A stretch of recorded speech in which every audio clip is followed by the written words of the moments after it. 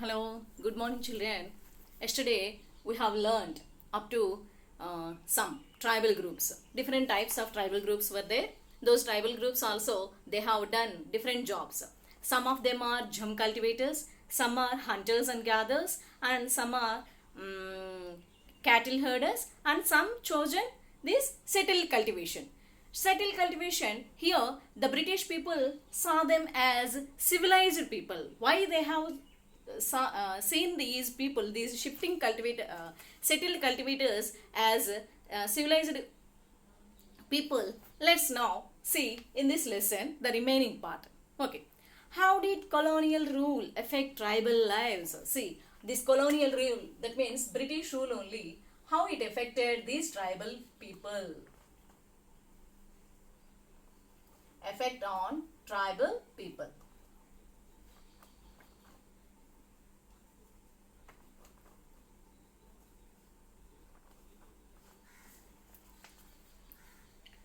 The lives of tribal groups changed during British rule. Let us see what the changes were. Okay, so they have their own lifestyle, tribal groups. Different people chosen different activities and their livelihood. But there also this British rule entered and they changed the lives of these tribal people. Let's see. Before the arrival of the British, in many areas of the tribal chiefs were important people. So I have said in the previous class that tribal chiefs, if they have more land, means what they will do? They will give lands to the other people for lease, for rent, so that they can get some money on that, like that. So those tribal chiefs, they are exercising some power. They have power in the hands. Remaining all the group of people, they will listen to these chiefs. They were important people. They enjoyed a certain amount of economic power and had the right to administer and control their territories. Like a small king, they have also the control on that tribal group. In some places, they had their own police and decided on the local rules of land and forest management. So they formed some police army and they have some political and economic rule, and they controlled and exercised power on those small territories, on that group of tribal people. Under British rule, the functions and powers of the tribal chiefs changed considerably. But after when the British entered in those tribal areas, all these powers were changed considerably. So slowly they were changed. They were allowed to keep their land titles over a cluster of villages and rent out lands, but they lost much of their administrative power and were forced to follow laws made by British officials in India. So, of course, they can keep their titles. They can keep their titles.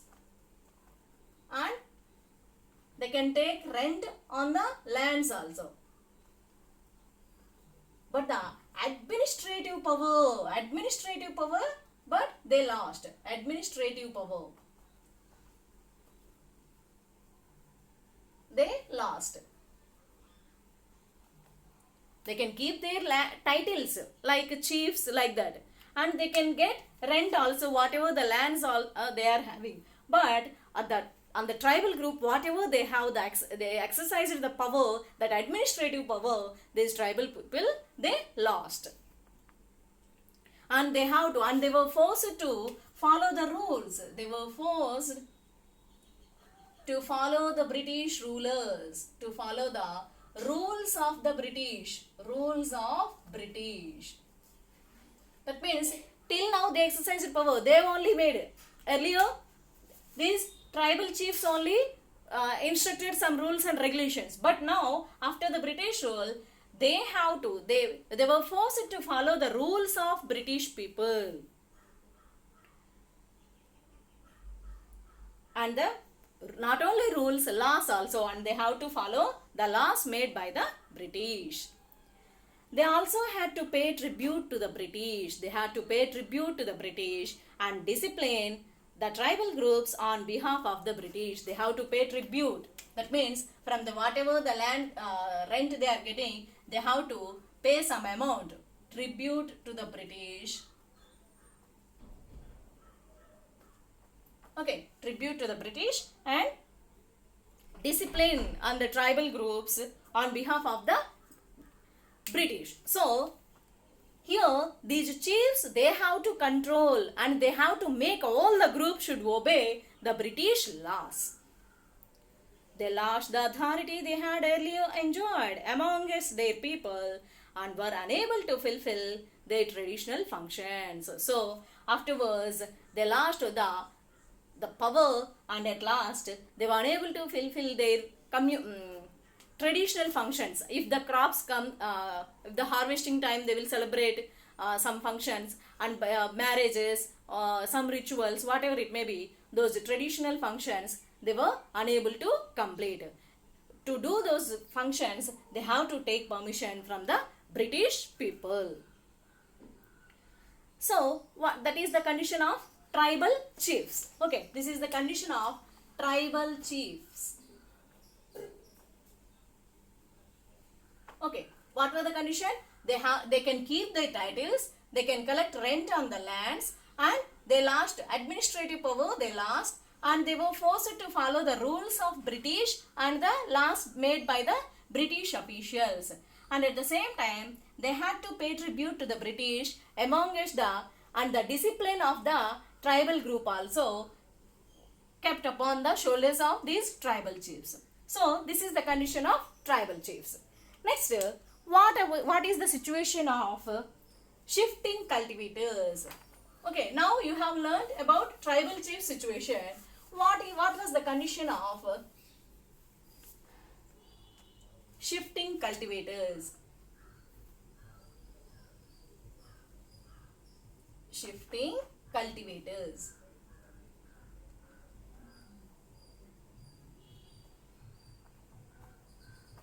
Okay, what is the situation of this shifting cultivators? Let's see. The British were uncomfortable with groups who moved about and did not have a fixed move. That means who were those people? They were jhum cultivators. That means in one place doing cultivation, after getting her crops, moving to other places. So among those jhum cultivators, the British people were unhappy. They wanted, and they don't have a fixed home also. They wanted tribal groups to settle down and become peasant cultivators. So that's why the British people want all these tribal people to become settled cultivators or peasant cultivators. Settled peasants were easier to control. What were the benefits? Because see, settled peasants were easier to control because they will stay in one particular place only. They were easier to control. And what was the second? And administer than control and administer.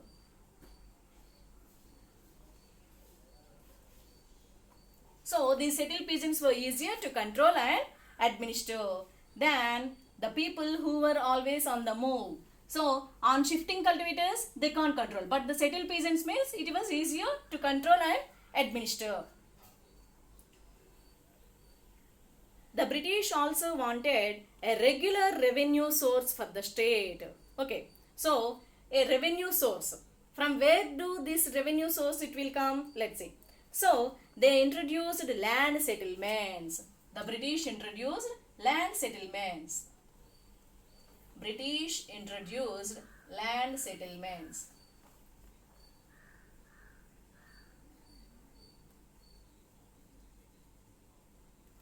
Okay, British introduced land settlements.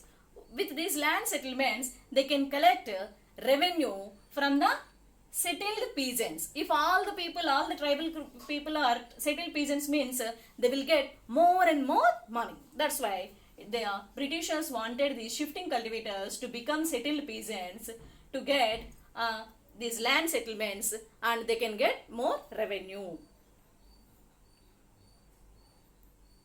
So they introduced land settlements, that is, they measured the land. They measured the land, how much land a particular man is having, and defined the rights of each individual to that land. What are the rights that man is having on that land, and fixed the revenue demand for the state. So on that particular, see, suppose this is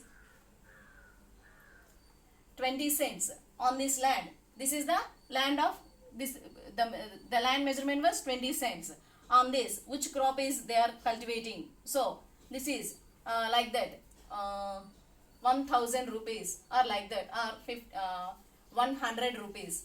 Okay, like that they measured the land, and they have fixed a permanent land revenue, a fixed, not permanent, a fixed land revenue on each and every land. Who fixed all these? These British people, Britishers. And revenue demand for the state. Some peasants were declared landowners, others tenants. So some peasants, some farmers, they were declared as peasants, landowners. That means the Britishers allowed them to become landowners of some lands, and some others, they became the tenants of the land. As you have seen in chapter 2, the tenants were to pay rent to the landowner, who in turn paid revenue to the state. So the tenants, what they will do, if this is a tenant land, if a tenant taken this land, he has to pay this 100 rupees to the landowner. Here tenant will pay 200 rupees. Tenant will pay 200 rupees. But peasant, what he will do, landowner, what he will do, he will pay 100 rupees to Britishers. On behalf of the tenant, the landowner will pay revenue to the British officials. The British effort to settle jhum cultivators was not very successful. Settled plough cultivation is not easy in areas where water is scarce and the soil is dry. So, in all areas, okay, you know already our physical features of our subcontinent. So in this, if irrigation facility is there, means the peasants, they can cultivate 1 or 2 crops per year and they can get income. But if the area is hilly, if the land is hilly, rocky, or water facility is not there, means what they will do? Cultivation. So on those lands, it was very difficult for the peasants to do cultivation, and at the same time to pay rent to the British officials.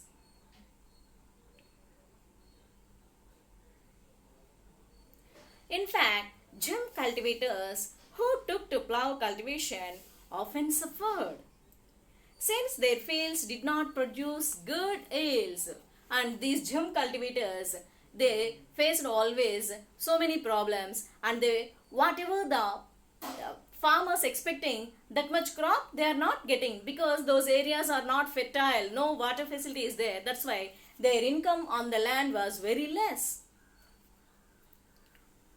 So the jhum cultivators in northeast India insisted on continuing with their traditional practice. So here northeast means these eastern states. So they were insisted to continue on their regular practice, because the main motto is to get income from those tribal people. The Britishers' aim is to get income on the tribal people. But as they are not getting income here, so the Britishers, what they have done, they have allowed the jhum cultivators to practice their as usual turn. That means jhum cultivation here and there, wherever the crop is, wherever the soil is fertile, they can do cultivation like that. That jhum cultivation the Britishers allowed. Facing widespread protests, the British had to ultimately allow them the right to carry on shifting cultivation in some parts of the forest. So, as the pressure came from these tribal people that they are not getting income and they are unable to pay revenue to the government, they have done protests. That's why the Britishers, they unwillingly, and that means not interested, but then also they have to accept these jhum cultivation, that is shifting cultivation in the northeast part of India. Next, forest loss and their impact. Okay, so here The Britishers also, they have kept some forest laws and their impact. That means what was the result? Their impact. Let's see. Forest laws and their impact on tribal people. The life of tribal groups, as you have seen, was directly connected to the forest because they were the people of the forest. So their life was directly connected to the forest. So changes in forest laws had a considerable effect on tribal lives. The British extended their control over all forests and declared that forests were state property. So the Britishers, what they have done, they have said that these forests belong to state property. This is the government property. Some forests were classified as reserved forests. That's why they have made some forests as reserved forests. Reserved forests for they produce timber which the British wanted. What are these reserved forests? They produce timber. Timber, fine wood they can get. That's why in which areas this timber is available, so those forests they made as reserved forests. In these forests, people were not allowed to move freely, practice chim cultivation, collect fruits or hunt animals. So in these reserved forests, they can't collect fruits,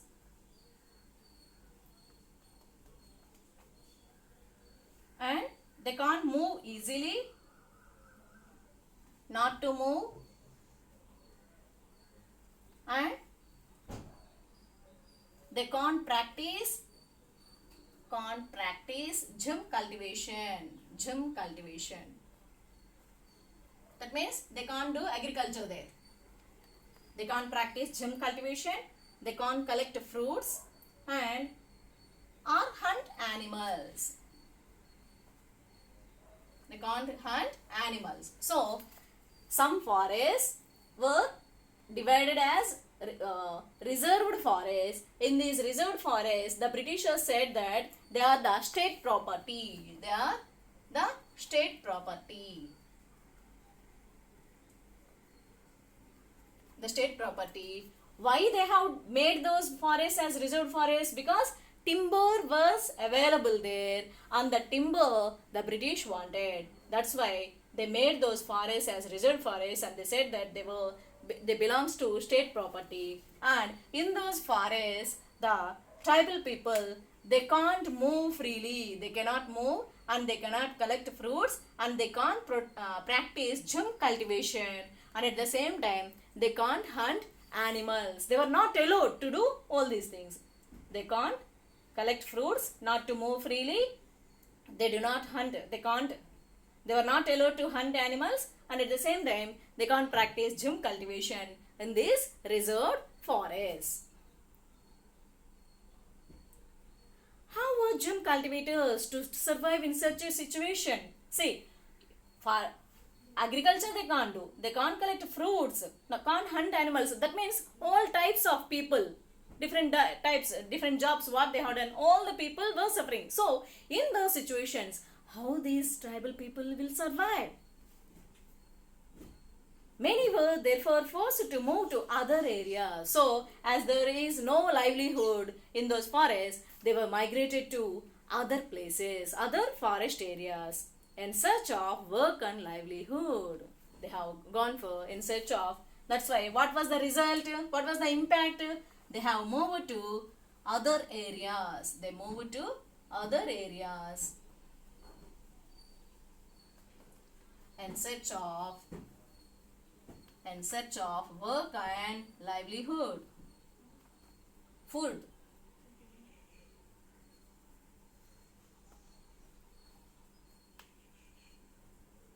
Okay. But once the British stopped the tribal people from living inside forests, they faced a problem.